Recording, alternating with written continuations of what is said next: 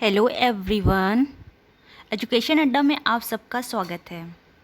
आज का हमारा टॉपिक है BEd first year examination 2020 paper third, educational technology and information communicational technology. जैसा कि आप सब जानते हैं कि बीएड फर्स्ट ईयर में 5 सब्जेक्ट होते हैं और पर सब्जेक्ट 3 आवर का पेपर होता है, मतलब 3 घंटे का पेपर होता है।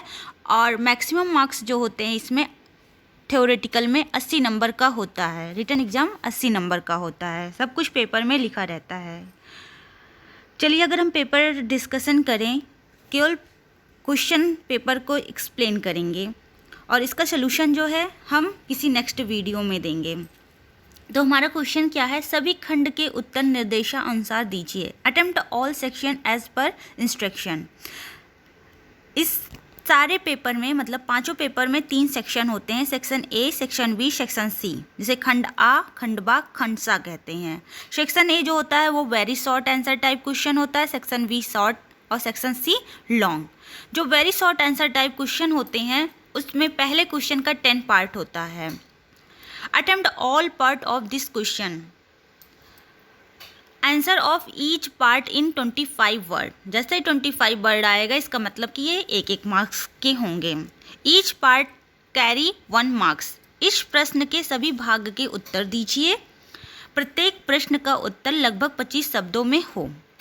प्रत्येक भाग 1 अंक का है। यहाँ तक क्लियर? तो चलिए क्वेश्चन आगे पढ़ते हैं। आगे क्वेश्चन ये कह रहा है, शैक्षिक तकनीकी से आप क्या समझते हैं? What do you mean by education technology? First का सेकंड पार्ट, प्रणाली उपागम की संकल्पना को स्पष्ट कीजिए। Clarify the concept of system approach. सबका एक्सप्लेनेशन हम आपको अपने वीडियो में देंगे। अभी हम क्वेश्चन पढ़ दे रहे हैं, जल्द ही जो है सबका सलूशन देना हम स्टार्ट कर देंगे। अगर आप हमारे चैनल को सब्सक्राइब नहीं किए हैं तो प्लीज़ सब्सक्राइब कर लीजिए, क्योंकि स्पेशल फॉर बीएड वालों के लिए है, first year and second year. इसके बाद सीटेट एंड टेट का भी प्रिपरेशन यहाँ पे कराया जाएगा। शिक्षा के चरणों के बारे में लिखिए। पहले का 3rd पार्ट था, पहले का 4th पार्ट, संप्रेषण क्यों महत्वपूर्ण है? संप्रेषण की इंग्लिश होती है कम्युनिकेशन। शिक्षण प्रतिमानों की क्या विशेषताएं होती हैं? पहले का 6th पार्ट, शिक्षण और अधिगम में अंतर्जाल की भूमिका को उद्घाटित कीजिए। पहले का 7th पार्ट, स्मार्ट कक्षाओं से आप क्या समझते हैं? Most important. पहले का 8वां पार्ट, ई अधिगम के क्या उपयोग हैं? ये भी बहुत इम्पॉर्टेंट क्वेश्चन है। 9वां, शिक्षण की प्रमुख विधियों को सूचीबद्ध कीजिए। फर्स्ट का 10वां पार्ट, आईसीटी की सीमाओं का उल्लेख कीजिए। अब हम चलते हैं सेक्शन बी की तरफ। सेक्शन बी मतलब खंड बा, शॉर्ट आंसर टाइप क्वेश्चन है। यहाँ आपको इंस्ट्रक्शन सारे दिए रहते हैं, क्या करना है क्या नहीं करना है, कितने मार्क्स के हैं। जैसा कि देखो लिखा है, attempt all question given answer of each question in about 200 word. Each question carry 8 marks, मतलब सारे क्वेश्चन 8 मार्क्स के होंगे, ठीक है। और आपको 200 वर्ड में आंसर देना है, मतलब 3 पेज तक का आंसर तो होना ही चाहिए, 3 से 4 के बीच में। सभी प्रश्नों के उत्तर दीजिए। प्रत्येक प्रश्न का उत्तर लगभग 200 शब्दों में हो। प्रत्येक प्रश्न 8 अंक का है। शिक्षण की संकल्पना का वर्णन कीजिए। शिक्षण के सिद्धांत की व्याख्या कीजिए। मतलब यहाँ पे आपको 5 क्वेश्चन करने हैं, पांचों में ऑप्शन मिलेगा, या तो ये करो या तो ये करिए। अगर दूसरे का पहला क्वेश्चन आ रहा है तो ठीक है, नहीं तो ये वाला करिए। शिक्षण के चरणों और स्तरों में क्या अंतर है? शिक्षण के चरणों का वर्णन करिए। शॉर्ट क्वेश्चन का दूसरा क्वेश्चन है, अनुदेशन उद्देश्यों के ब्लूम के वर्गीकरण का विवेचना कीजिए। या आपको आंसर देना है, अनुदेशन उद्देश्य से आप क्या समझते हैं? उदाहरणों की सहायता से व्याख्या कीजिए।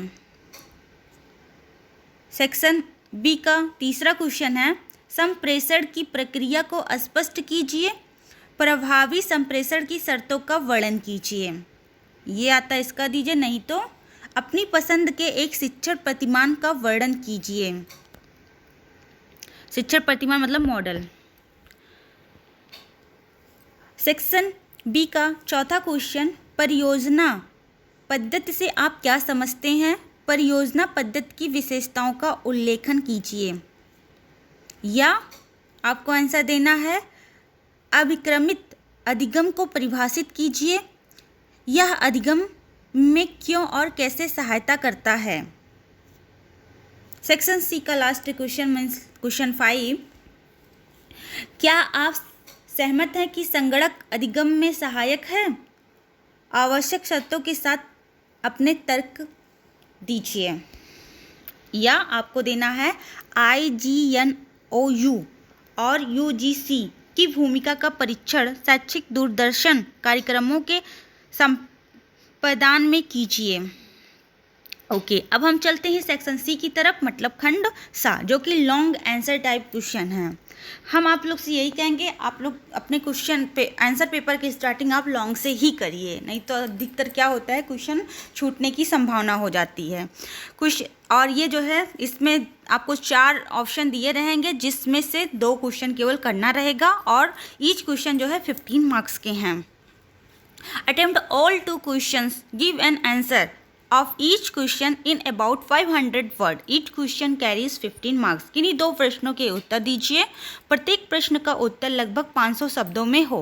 प्रत्येक प्रश्न 15 अंक का है। अधिगम को परिभाषित कीजिए। अधिगम की शर्तों और बाधाओं की व्याख्या कीजिए। अगर ये आंसर आ रहा है तो इसे दीजिए, नहीं तो या और करके ऑप्शन दिया है, शिक्षण के सिद्धांतों और शिक्षण की विधियों के मध्य क्या अंतर है? अपनी पसंद की एक शिक्षण विधि का वर्णन कीजिए। 4 ऑप्शन में मतलब आर करके है, 2 में 1 करना है, 2 में 1 करना है। ICT ने कैसे शिक्षण की गुणवत्ता में सुधार किया है? शिक्षण में ICT की क्या सीमा है? अगर ये आता है तो ठीक है, नहीं तो आपको आंसर इसका देना, कक्षा कक्ष प्रबंधन और शैक्षिक तकनीक की भूमिका पर एक निबंध लिखिए। Okay, done.